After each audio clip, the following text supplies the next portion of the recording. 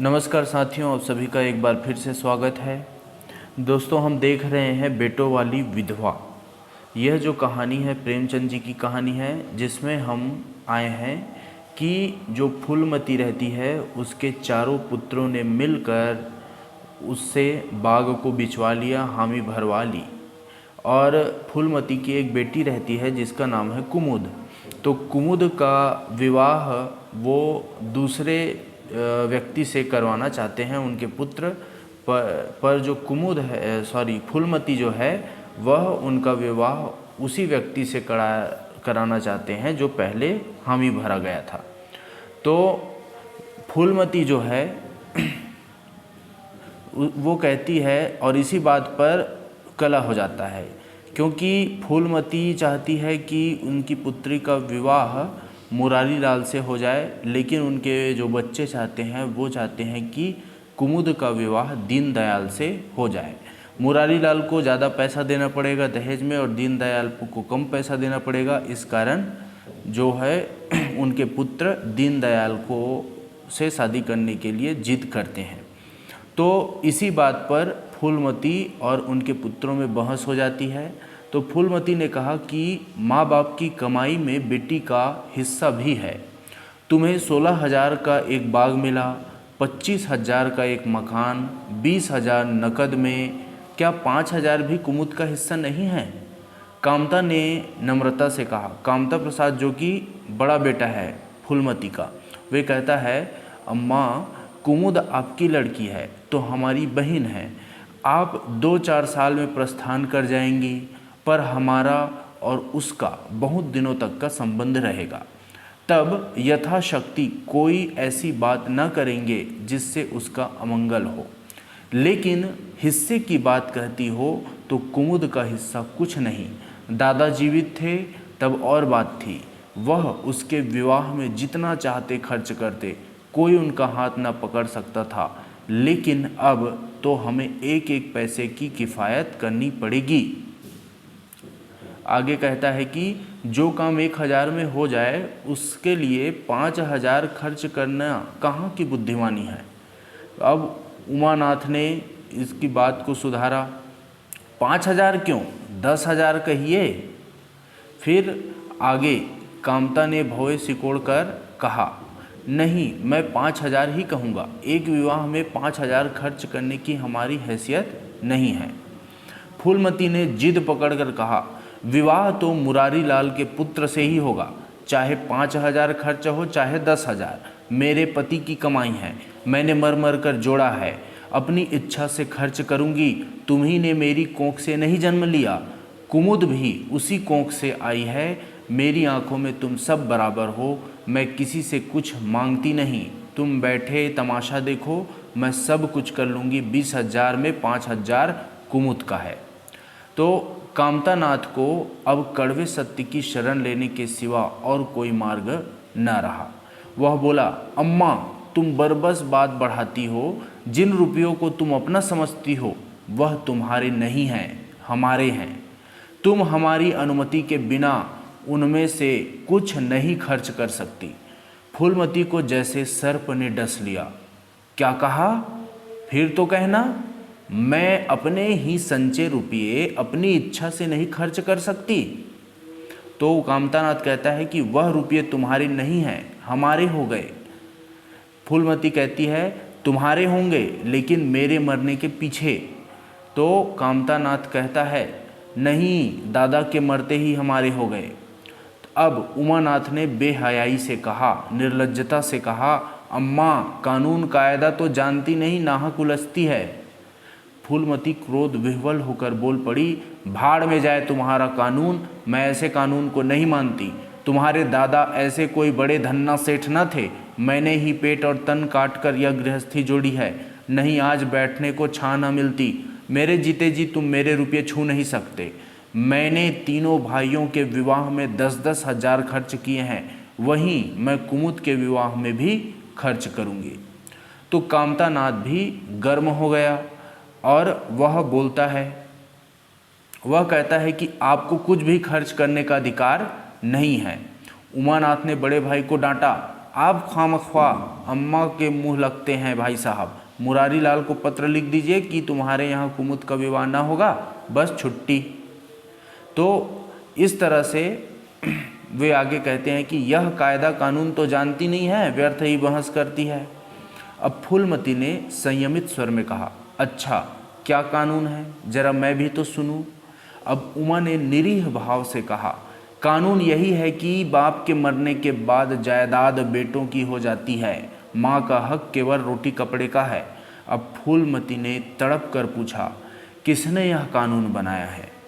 उमा शांत और स्थिर स्वर में बोला, हमारे ऋषियों ने, महाराज मनु ने, और किसने? तो फूलमती एक क्षण अवाक रहकर आहत कंठ से बोलती है, तो इस घर में मैं तुम्हारे टुकड़ों पर पड़ी हुई हूँ। उमानाथ ने न्यायाधीश की निर्ममता से कहा, तुम जैसा समझो। फूलमती की संपूर्ण आत्मा मानो इस वज्रपात से चित्कार करने लगी। उसके मुख से जलती हुई चिंगारियों की भांति यह शब्द निकल पड़े, मैंने घर बनवाया, मैंने संपत्ति जोड़ी, मैंने तुम्हें जन्म दिया, पाला, और आज मैं इस घर में गैर हूँ। मनु का यही कानून है और तुम उसी कानून पर चलना चाहते हो। अच्छी बात है, अपना घर द्वार लो, मुझे तुम्हारी आश्रिता बनकर रहना स्वीकार नहीं। आगे कहती है, इससे कहीं अच्छा है कि मैं मर जाऊं। वाह रे अंधेर, मैंने पेड़ लगाया और मैं ही उसकी छाह में खड़ी नहीं हो सकती। अगर यही कानून है तो इसमें आग लग जाए। चारों युवकों पर माता के इस क्रोध और आतंक का कोई असर न हुआ। कानून का फौलादी कवच उनकी रक्षा कर रहा था। इन कांटों पर उन पर क्या असर हो सकता था? जरा देर में फूलमती उठकर चली गई। आज जीवन में पहली बार उसका वात्सल्य भग्न मातृत्व अभिशाप बनकर उसे धिक्कारने लगा। जिस मातृत्व को उसने जीवन की विभूति समझा था, जिसके चरणों पर वह सदैव अपनी समस्त अभिलाषाओं और कामनाओं को अर्पित करके अपने को धन्य मानती थी, वही मातृत्व आज उसे अग्नि कुंड सा जान पड़ा, जिसमें उसका जीवन जलकर भस्म हो रहा था। संध्या हो गई थी। द्वार पर नीम का वृक्ष सिर झुकाए निस्तब्ध खड़ा था, मानो संसार की गति पर शुद्ध हो रहा हो। अस्तांचल की ओर प्रकाश और जीवन का देवता फूलमती के मातृत्व की ही भांति अपनी चिता में जल रहा था, अर्थात सूर्य अस्त हो रहा था। फूलमती अपने कमरे में जाकर लेटी तो उसे मालूम हुआ उसकी कमर टूट गई है। पति के मरते ही अपने पेट के लड़के उसके शत्रु हो जाएंगे, उसको स्वप्न ने भी गुमान न था। जिन लड़कों को उसने अपना हृदय रक्त पिला पिला कर पाला, वहीं आज उसके हृदय पर यों आघात कर रहे हैं। अब वह घर उसे कांटों की सेज हो रहा था, जहाँ उसकी कुछ कद्र नहीं, कुछ गिनती नहीं। वहाँ अनाथों की भांति पड़ी रोटियां खाए, यह उसकी अभिमानी प्रकृति के लिए असह्य था। पर फूलमती के पास उपाय ही क्या था? वह लड़कों से अलग होकर रहे भी तो नाक किसकी कटेगी? संसार उसे थूके तो क्या और लड़कों को थूके तो क्या, बदनामी तो उसी की है। दुनिया वही तो कहेगी कि 4 जवान बेटों के होते बुढ़िया अलग पड़ी हुई मजूरी करके पेट पाल रही है। जिन्हें उसने हमेशा नीच समझा, वही उस पर हंसेंगे। नहीं, वह अपमान इस अनादर से कहीं ज़्यादा हृदय विदारक था। अब अपना और घर का पर्दा ढका रखने में ही कुशल है। हाँ, अब उसे अपने को नई परिस्थितियों के अनुकूल बनाना पड़ेगा। समय बदल गया है। अब तक स्वामिनी बनकर रही, अब लौंडी बनकर रहना पड़ेगा। लौंडी बनने का अर्थ यह है कि उसको एक नौकर की तरह बनकर रखना पड़ेगा। ईश्वर की यही इच्छा है। अपने बेटों की बातें और लातें गैरों की बातों और लातों की अपेक्षा फिर भी गनीमत है।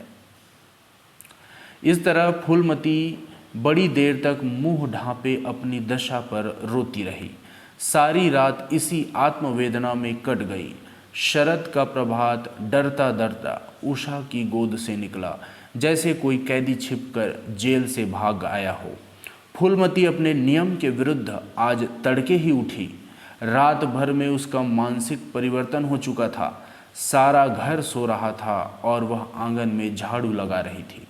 रात ओस की भीगी हुई पक्की ज़मीन उसके नंगे पैरों में कांटों की तरह चुभ रही थी। पंडित जी उसे कभी इतने सवेरे उठने न देते थे। शीत उसके लिए बहुत हानिकर थी, पर अब वह दिन नहीं, प्रकृति को भी समय के साथ बदल देने का प्रयत्न कर रही थी। झाड़ू से फुर्सत पाकर उसने आग जलाई और चावल दाल की जो कंकड़ियां हैं उसको चुनने लगी।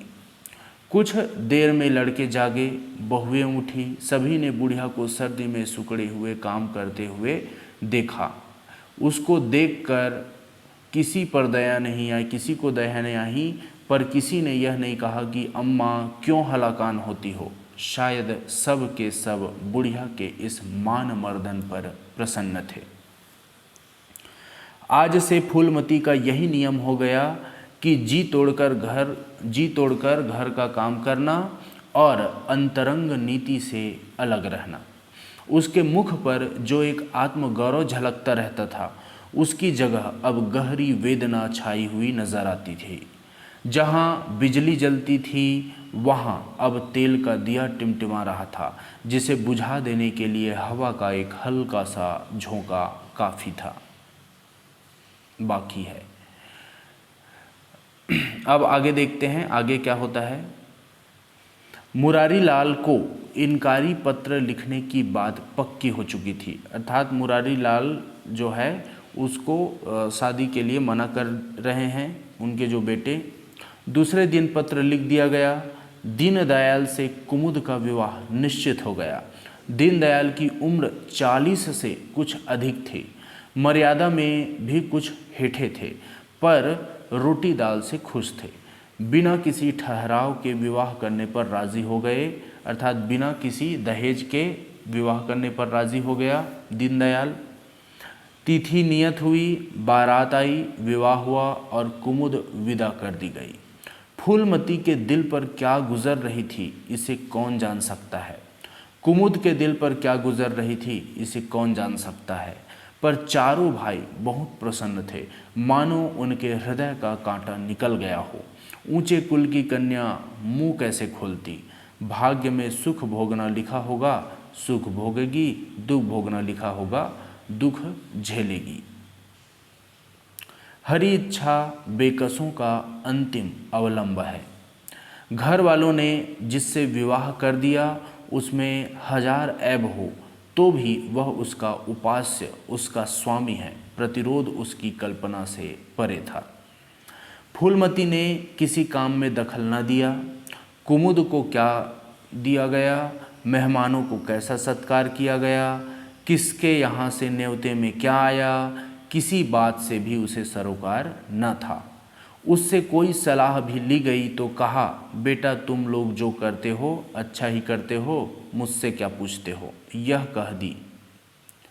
जब कुमुद के लिए द्वार पर डोली आई और कुमुद माँ के गले लिपटकर रोने लगी तो वह बेटी को अपनी कोठरी में ले गई और जो कुछ 150 रुपये या 2-4 मामूली गहने उसके पास बचे रहे थे बेटी के अंचल में डालकर बोली, बेटी मेरी तो मन में रह गई।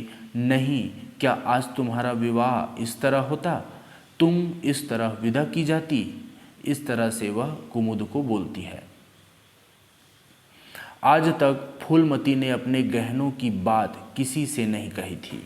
लड़कों ने उसके साथ जो कपट व्यवहार किया था इसे चाहे वह अब तक न समझी हो, लेकिन इतना जानती थी कि गहने फिर न मिलेंगे और मनोमालिन्य बढ़ने के सिवा कुछ हाथ न लगेगा। लेकिन इस अवसर पर उसे अपनी सफाई देने की ज़रूरत मालूम हुई। कुमुद यह भाव मन में लेकर जाए कि अम्मा ने अपने गहने बहुओं के लिए रख छोड़े, इसे वह किसी तरह से न सह सकती थी। इसीलिए वह अपनी कोठरी में गई थी, लेकिन कुमुद को पहले ही इस कौशल की टोह मिल चुकी थी। उसने गहने और रुपये अंचल से निकाल कर माता के चरणों पर रख दिए और बोली, अम्मा, मेरे लिए तुम्हारा आशीर्वाद लाखों रुपयों के बराबर है, तुम इन चीज़ों को अपने पास रखो। वे आगे कहती है, न जाने अभी तुम्हें किन विपत्तियों का सामना करना पड़े। तो फूलमती कुछ कहना ही चाहती थी कि उमानाथ ने आकर कहा, क्या कर रही है कुमुद, चल जल्दी कर, साइड टली जाती है। अर्थात जो मंगल समय है वह टला जा रहा है, वह लोग हाय हाय कर रहे हैं, फिर तो 2-4 महीने में आएगी ही, जो कुछ लेना देना हो ले लेना। इस तरह से वह बात कर देता है। तो फूलमती के घाव पर जैसे मानो नमक पड़ गया। बोली, मेरे पास अब क्या है भैया जो मैं इसे दूंगी, जाओ बेटी, भगवान तुम्हारा सुहाग अमर करे। इस तरह से कुमुद विदा हो गई। फूलमती पछाड़ खाकर गिर पड़ी। जीवन की अंतिम लालसा नष्ट हो गई। धीरे धीरे समय हुआ, 1 साल बीत गया। फूलमती का कमरा घर के सब कमरों में बड़ा और हवादार था। कई महीनों में उसने बड़ी बहू के लिए उसे खाली कर दिया था और खुद एक छोटी सी कोठरी में रहने लगी थी, जैसे कोई भिखारिन हो। बेटों और बहुओं से अब उसे ज़रा सा भी स्नेह न था। वह अब घर की लौंडी थी। लौंडी कहने का अर्थ है दोस्तों, इसको अन्यथा नहीं लेंगे, यह एक नौकरानी की तरह शब्द यह इस्तेमाल हुआ है। घर के किसी प्राणी, वस्तु, किसी प्रसंग से उसे प्रयोजन न था। वह केवल इसीलिए जीती थी कि मौत न आती थी। सुख या दुख का अब उसे लेश मात्र भी ज्ञान न था। उमानाथ का औषधालय खुला, मित्रों की दावत हुई, नाच तमाशा हुआ। दयानाथ का प्रेस खुला, फिर जलसा हुआ। उसी तरह सीतानाथ को वजीफ़ा मिला और वह विलायत गया और फिर उत्सव हुआ। उसी तरह कामतानाथ के बड़े लड़के का यज्ञोपवीत संस्कार हुआ, फिर धूमधाम हुई। लेकिन फूलमती के मुख पर आनंद की छाया तक न आई। कामतानाथ टाइफाइड में महीने भर बीमार रहा और मरकर उठा। दयानाथ ने अपने पत्र पर प्रचार बढ़ाने के लिए वास्तव में एक आपत्तिजनक लेख लिखा और 6 महीने की सज़ा पाई। उमानाथ ने एक फौजदारी के मामले में रिश्वत लेकर गलत रिपोर्ट लिखी और उनकी सनद छीन ली गई, अर्थात उनका पद छीन लिया गया। पर फूलमती के चेहरे पर रंज की परछाई तक न पड़ी। उसके जीवन में अब कोई आशा, कोई दिलचस्पी, कोई चिंता न थी। बस पशुओं की तरह काम करना और खाना, यही उसकी ज़िंदगी के 2 काम थे। जानवर मारने से काम करता है पर खाता है मन से। फूलमती बेकहे काम करती थी पर खाती थी विष के कौर की तरह। महीनों सिर में तेल न पड़ता, महीनों कपड़े न धुलते, कुछ परवाह नहीं, पर चेतना शून्य हो गई थी। सावन की झड़ी लगी हुई थी, मलेरिया फैल रहा था। आकाश में मटियाले बादल थे, जमीन पर मटियाला पानी था। आर्द्र वायु शीत ज्वर और श्वास का वितरण करती फिरती थी। घर की महरी बीमार पड़ गई।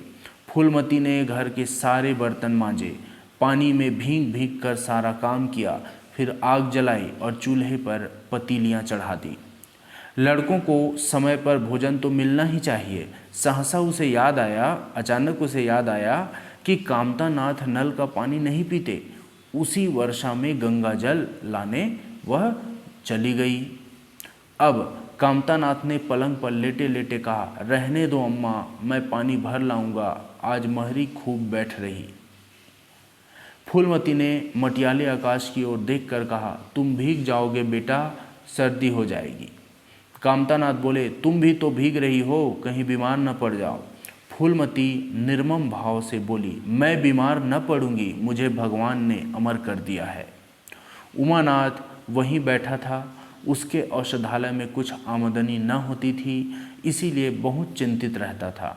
भाई भावच की मुँह देखी करता रहता था। बोला, जाने भी दो भैया, बहुत दिनों बहुओं पर राज कर चुकी है, उसका प्रायश्चित तो करने दो। इस तरह से बात उमानाथ करता है।